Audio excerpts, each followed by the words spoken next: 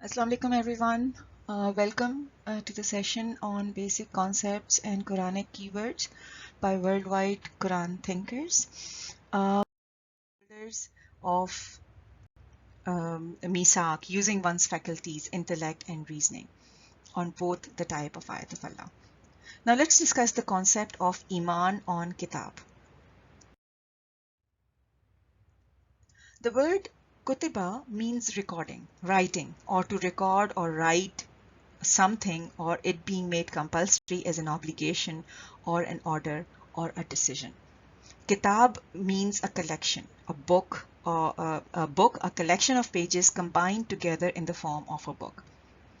Whenever Quran uses the word Al-Kitaab, as in the Kitab, it refers to two broad meanings. One is the collection and compilation of all our deeds for the purpose of accountability on the Day of Judgment.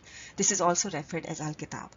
The second is, with respect to the concept of Emaan and Amanu, is the book of scripture or revelation, that is the Hidayah, as revealed by Allah, that has been made Kutiba, Farz, or obligatory upon us as Ahl-e Kitaab.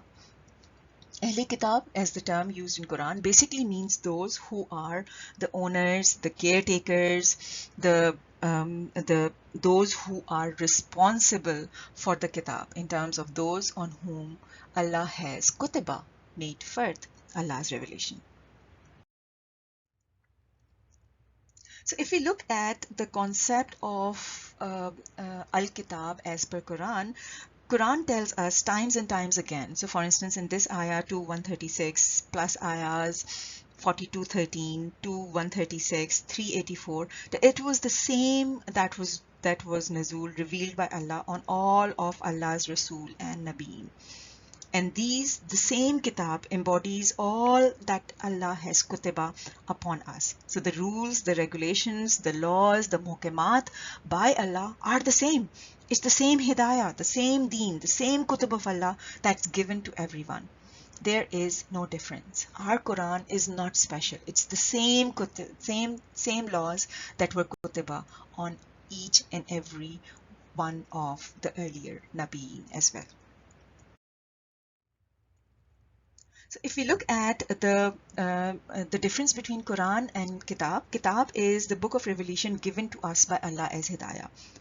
When the same Kitab is read, understood, acted upon and distributed or proclaimed to others through each and every ways and means, in terms of verbally, in terms of writing, in terms of our conducts and behaviors, then that become our Quran, that become our Iqra. So the basic Kitab is what has been anzalna or revealed by Allah. Quran is with respect to each and every one of us.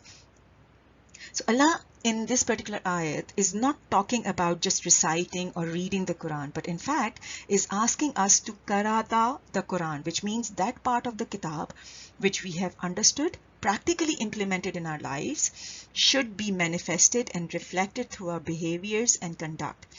So that part of the Kitab which Allah has ordained and revealed to us is now being made as karata, is our duty to practically implement it and distribute to others. So if you look at this particular ayat, Allah has made Farz obligatory upon us the Quran. Allah has not made Farz obligatory upon us the Kitab. Kitab includes all that has been Kutiba upon us, all the rules that has been Kutiba upon us. Now when whatever part of that Kitab we understood has now become compulsory and obligatory upon us, because that part of that Kitab is now our Quran, and that Quran is being made Farz obligatory upon us to read, understand, practically implement and proclaim to others. So if you look at Quran talks about so if you look at the word Emaan has two broad meanings, right? One is seeking knowledge on the Kitab, seeking knowledge on the Quran. The second is in terms of being upholders of our Emaan, as promise or misaq with Allah.